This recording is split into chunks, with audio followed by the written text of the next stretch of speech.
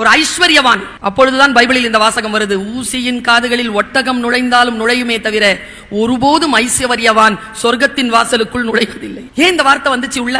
நான் ஒரு முத்தெடுத்து கொடுக்கிறேன் உங்களுக்கு. என்ன வார்த்தை இது? ஏன் ஐஸ்வர்யவான்கள் உள்ளே போக முடியாது என்று சொல்கிறது பைபிள்? காசு படைத்தவர்களை பாவி என்கிறதா? இல்லை. விஷயத்தை பாருங்க எப்படி இருக்கு, நுட்பம் பாருங்க எப்படி இருக்கு.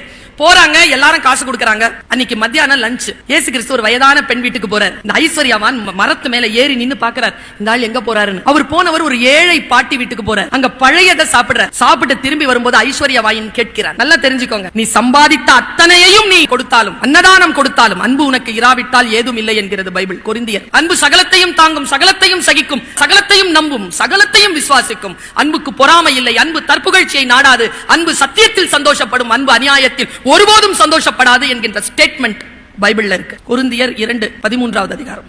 ஐஸ்வர்யவான் கேட்கிறான், நான் 100 ரூபாய் கொடுத்தேன். பாருங்க, உபநிஷதத்துல இந்த வார்த்தை வருது.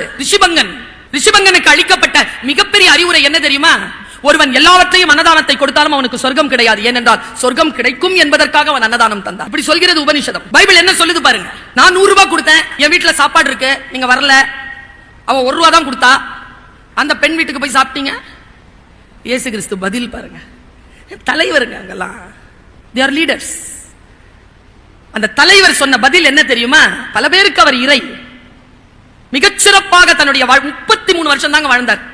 29 வருஷம் வரைக்கும் ஒரு கார்பெண்டருங்க. 4 வருஷம் தான் களத்துல போராடினார்,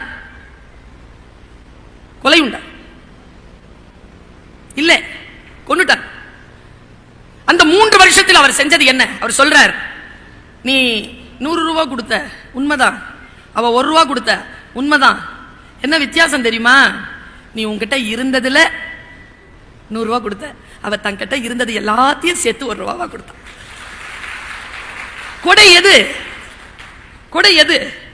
ஒருத்தங்களுக்கு கொடுக்கும் போது எப்படி கொடுக்கணும்? அந்த மனம் எப்படி இருக்க வேண்டும்? இந்த மனம் இருக்கு இல்லையா, இந்த மனதிற்கு விளக்கம் தருகிறது பைபிள்.